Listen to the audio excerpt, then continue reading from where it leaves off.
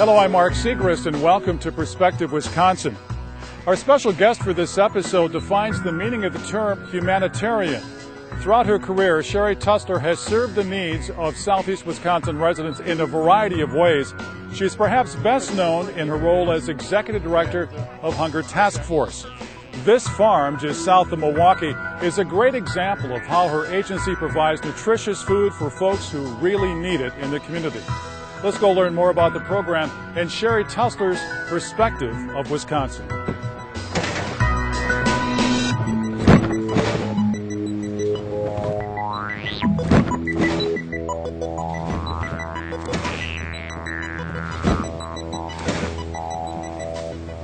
Sherry, it's great to see you again. How are you?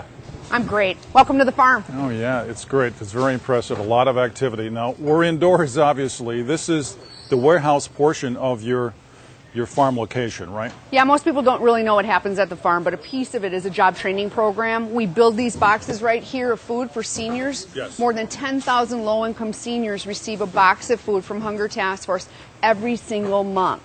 They have to have incomes below $1,200 a month in order to be eligible for the box. Yes. We build the boxes here at the warehouse at the farm. Transitional jobs folk build the boxes themselves. So these are folks in a job transition program. Yes, there's a transitional jobs program that was available through the federal government. The state our governor just signed the budget into law and allowed nonprofits to continue to employ people. We engage in job training. People will be here for about 6 months. They'll learn all the basic warehouse skills, and then hopefully when they're done, we can help them find a job in the private sector, making 12, 14 bucks an hour. Good for you. There's so much going on just in this one setting because you have to apply to a government program to get the grant monies to supplement the food for seniors. On the other part of the warehouse, the folks who are helping make that possible for you, you're employing them and giving them transitional opportunities. Sure. So you're reaching out to a lot of different parts of the community right here in this setting. It's a complex program. It really takes the seniors who are eligible, the federal government participating by giving us the commodities, us building the boxes according to their specifications, the state government cooperating, and then local W-2 agencies helping us with the transitional jobs piece.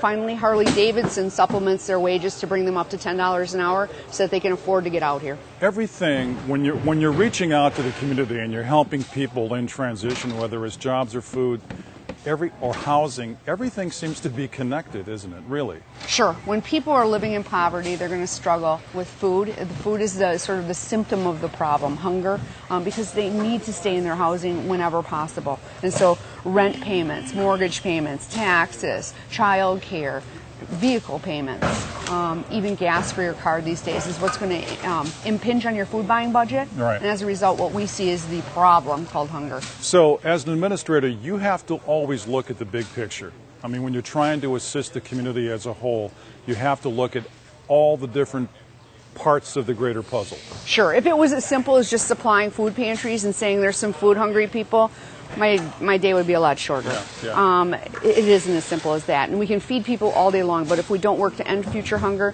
if we don't take all the different pieces of the food system and put them together and work to solve basic problems that are going on, whether it's children getting food from their schools, adults getting help from the welfare office, people getting jobs, yes, then we really haven't done our job. Can I take a look at one of your boxes? Absolutely. This is impressive. Now, this is meant to supplement other food for older couples and older single people, right? Right, and it's a basic box. It's going to have cereals, a couple of proteins, some milk, and as they build the box, there'll be fruit juices added, vegetables. It's really called the stock box, and yes, it's intended to basically upgrade a person's pantry so that they can spend what meager resources they have on fresh meat, fresh fruit, fresh vegetables. Right. Now, for some family units, this really makes a huge difference. Tell me about that. This is survival here.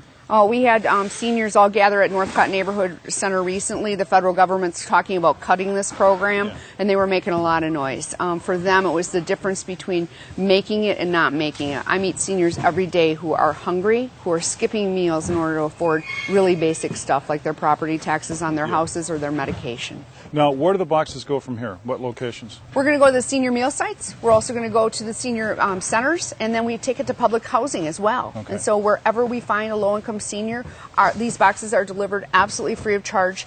They can weigh a little bit, and so 35, 40 pounds can be a lot for a senior to lift. So we're going to take it exactly where they need it to them directly. Now, again, this is just one part of a many-faceted program that you oversee. We're also growing crops outside for the freshness, nutritious portion of your program. Well, all the food is nutritious and helpful, obviously. And then at Holly Road, your headquarters, you're warehousing frozen foods and other food resources to help supplement families as well. Sure. The farm is going to grow a bunch of fresh produce, and it's going to go not only on top of these boxes and get delivered to the seniors, but it's also going to go to our food pantries, soup kitchens, and homeless shelters. And so the food that we're growing at the farm starts with asparagus, ends with zucchini. We're going to start in May, we're going to go to November, and hopefully we're going to improve people's health and their diets by giving them the fresh foods that they need. Now, I understand you're also managing, for Milwaukee County Park System, a fish hatchery, just on the other side of this property here at the farm. What is that all about? Let's go over there and have a look and show you. It's awesome. So, Sherry, we're in the fish hatchery building now, right? This is the fish hatchery that Milwaukee County has had for more than 20 years. Okay. It was built in an old dairy barn. They built all of these tanks where the cows used to be. And what we do is we grow fish for the Milwaukee County parks. We place them in the lagoons. And Rick has got a big catch. Yes, we have a big catch. We're going to grow native Wisconsin species: trout, bluegill, crappie, and perch. So these are a combination of fish right here. I think what we got. These are all trout. These are trout. Okay. Trout. What stage of development are they? They're not quite ready. Okay. We're going to take them out to the parks when they are keeper size, and then we work with the local fishermen's groups to teach fishing to groups, and we'll have these clinics. People will know that they're happening at the parks, and they can go on out and catch a keeper size fish and have it for dinner. So indirectly, you're also helping feed the community through the sport of fishing by stocking the different county parks. For so many citizens of Milwaukee, it's really expensive to leave and go up north to try to go fishing, and so we can create an opportunity right here in Milwaukee County for people to fish just like they used to when they were kids. Now, the variety of fish here ranges from what to what you said? Bluegill, crappie, trout, perch. And in terms of the development of the fish, before they're ready to be stocked in the different ponds and lakes, that would take how long, typically? Years. Okay. Some of them it's going to be as little as 6 months, others it's going to take several years. And so we're going to start out spawning them, we're going to have little tiny fish called fry, and then eventually they're going to get to keeper size so that it actually is something that you'd want to take home and put on your dinner table. And you stock every year, so you're in a regular system here. We're stocking more than 40,000 fish a year. This is one of Milwaukee's best kept secrets. I don't think people think about where their fish come from, but there are 19 county park lagoons and 1 lake here in Milwaukee County, and we're stocking every single one of them 3 times a year. This was a huge thing to take over for the county, Cher. I mean, this in its own is just a huge undertaking. It's a great value, and it seems incumbent on us. The Hunger Task Force, I mean, it's not necessarily our mission to grow food or to grow fish like we do, but the idea of shutting down the fish hatchery after all of its successful operation, how many people really have come to enjoy the opportunity to go fishing here in Milwaukee County. It only takes a little bit of heat and light and water and fish food to make this go, and the transitional jobs folk are helping us keep the tanks clean and do the fish deliveries themselves. You know, over the years, Sherry, you and your colleagues at Hunger Task Force are expanding the program in so many different ways. Other hunger organizations throughout the country must be watching you closely. Yeah, Hunger Task Force is pretty unique in that not only are we a free and local food bank, meaning that we're never going to charge our charities for the delivery of food or the receipt of food. We're growing fresh food. You won't see food banks with farms, and especially not one with their very own fish hatchery. And so it's a really unique proposition that we have. The Hunger Task Force, I think, as a food bank is super successful because we've diversified.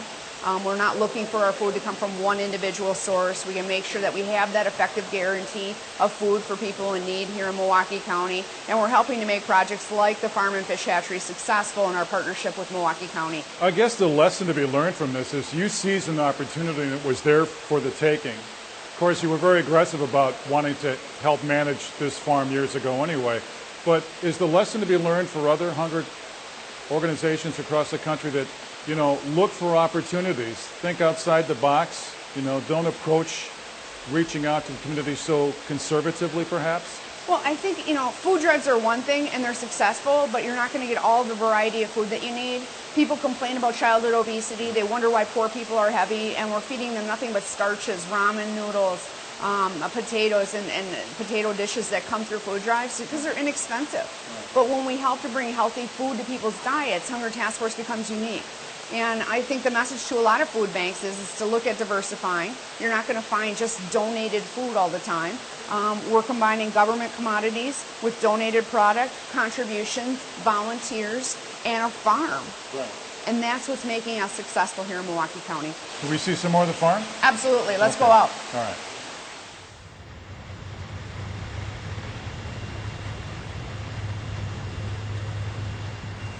So, Sherry, what's the function of this pond out here?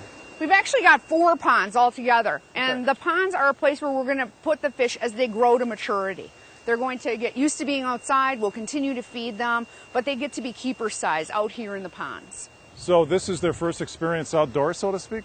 Yes. In an outdoor environment? Yes, and you can see that we've got our pump running. We're going to continue to aerate the ponds. We'll continue to feed the fish as they mature, and then we've got a fish truck, and we'll scoop them all out using a net, put them in the truck, and drive them out to the county park lagoons for the day that we do the stocking. So it's quite a process. Yes, it's kind of fun. Wow.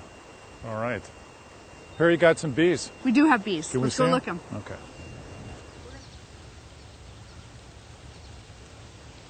So Sherry, this is where you keep the bees? Yeah, we've got the beehives back here. Okay. And how does this work? Well, the beehives basically sort of take care of themselves. We do have a young woman who comes in as our beekeeper.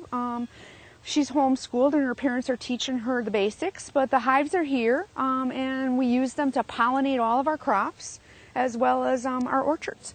And you're making honey, obviously? Right? Yes, we'll end up with about 100 pounds, 200 pounds of honey every single year, and we usually put that in smaller jars and give it to some of our donors. Wow, Yeah. what a nice gesture. Yeah, it's a sweet thing for people who have been kind to us. So you've got a lot of stuff going on here. Absolutely. The bees are awesome, and most people don't realize that they're back here. Does it take much work to nurture them, to nurture the colonies, or do You they have to pretty keep an eye on them to make sure that there aren't any diseases, and that's what our student volunteer is doing for us. At the end of the year, we'll peel out the honey and process it. Right. But other than that, the bees are pretty much taking care of themselves. So they help with the growing process of many of your fruit trees around here, right? Exactly. We've got some orchards if you'd like to see them. Okay. I'd like to see them, absolutely. In terms of the variety of produce and the variety of crops here on the farm, it goes from what to what? We start in May with our asparagus, and we're going to go all the way through the end. In November, we'll be pulling out pumpkins, but I always tell people that it's asparagus to zucchini. There you go. All right. Let's go take a look. Okay. Sherry, this is impressive. The orchard is beautiful. Yes, we've actually got 3 orchards here. This is our healthiest sort of mature orchard. We've got one that's about 40 years old and it's sort of on its last legs, and we've been planting new trees ever since.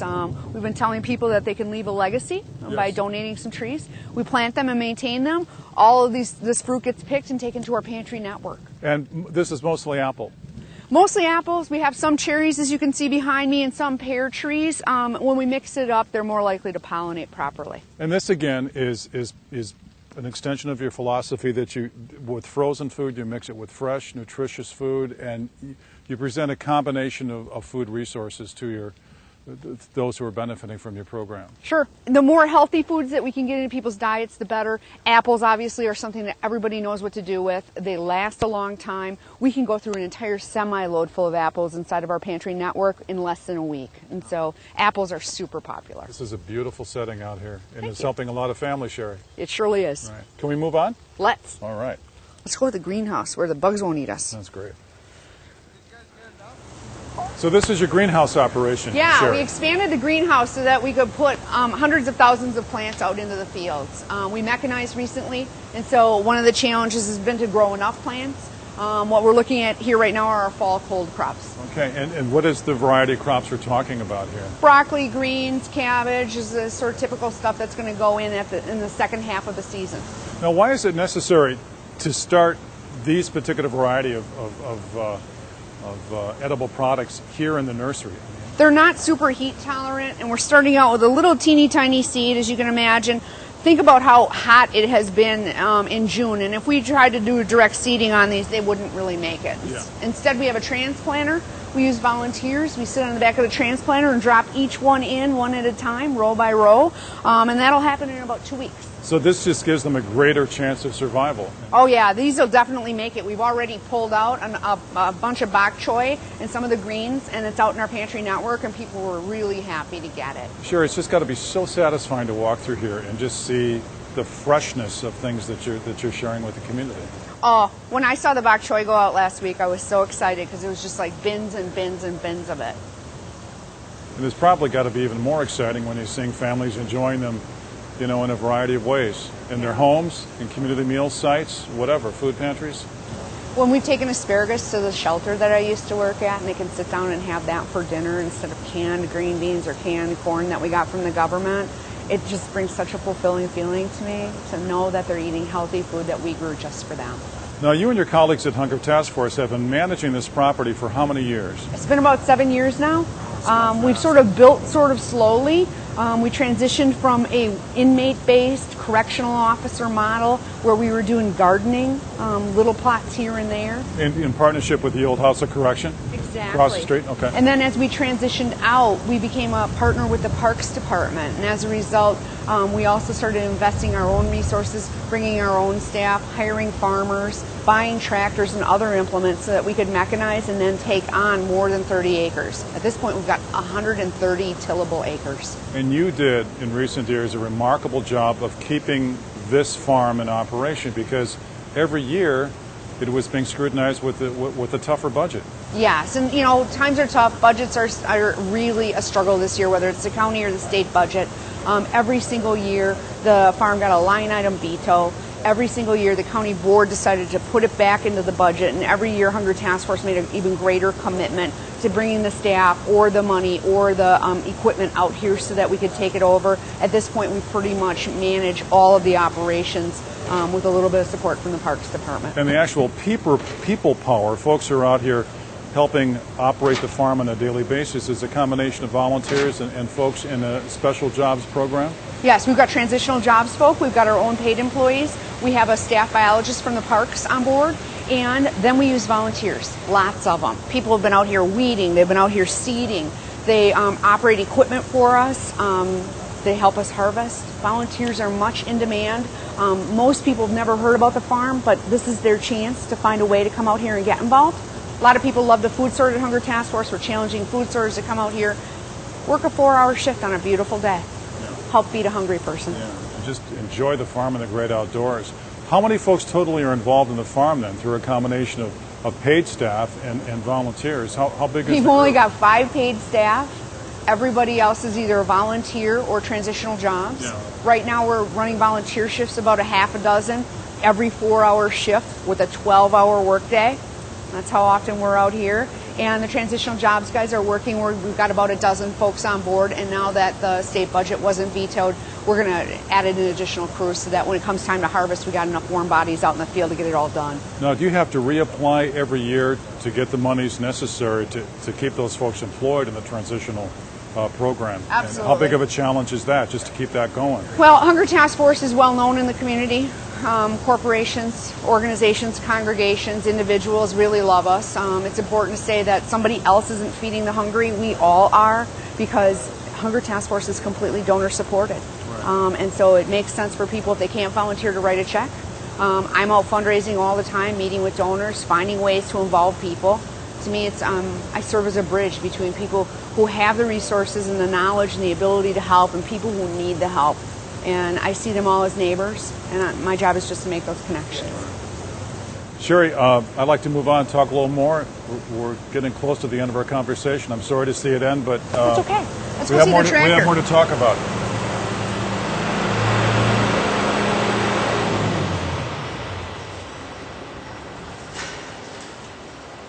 Sherry, I've really enjoyed my tour. Thanks. I'm glad you could make it out to the farm. Thanks so much for having us. And I assume this tractor is your pride and joy.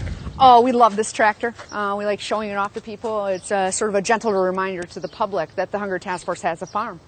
I've known you for a number of years. You seem really fulfilled, really happy at this stage of your career as an advocate, as a humanitarian in Southeast Wisconsin. Tell me about that. I love my job. I always have. Working at Hunger Task Force has been super fulfilling. We feed 50,000 people a month. We got a farm. We help people down at the welfare office apply for benefits. We make connections between the community and donors, and we create volunteer relationships for people that change their thinking about the world. It's awesome working at Hunger Task Force. And I also think it's important that you're also part of the farm's operation is to give folks a chance for transitional jobs. Tell me about the folks who are benefiting from that side of your program alone. Sure. I meet a lot of low-income people, mostly men, mostly black, who are coming from the central city, never had a decent chance to have a job. Maybe didn't graduate from high school, or maybe they did and they lingered for a while. Some of them have conviction records, and they're still people, and they have rent payments, they have responsibilities to children, they have relationships, and they deserve a chance to work for a living like everybody else. And we all know that only work pays in Wisconsin, and I feel really good about giving people the opportunity to not just become part of our transitional jobs program, but to learn the work skills necessary to take care of themselves into the future, to be able to be wage earners, to take care of the people that they have responsibilities to, and to make a living wage as well. You have, throughout your career, you have served families in a variety of ways.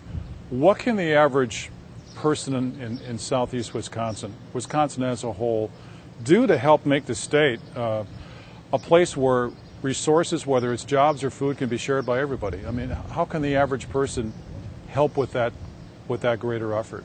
I think every one of us needs to sort of start by doing a little bit of soul searching. The community and the state have been so divided recently that none of us understand how to compromise, let alone think about somebody else beyond our own opinion. I think it's time for people to start thinking about the other guy, find a way to feed them, find a way to participate, open your heart, your mind, maybe soften your opinion and your interest in convincing other people, and instead find a way to help and help in a quiet and dignified way, show respect for other people, make a difference in your community. It's not that hard to do. Sherry, thanks so much. Always a pleasure talking to you. Thank you. All the best. Thank you. Okay.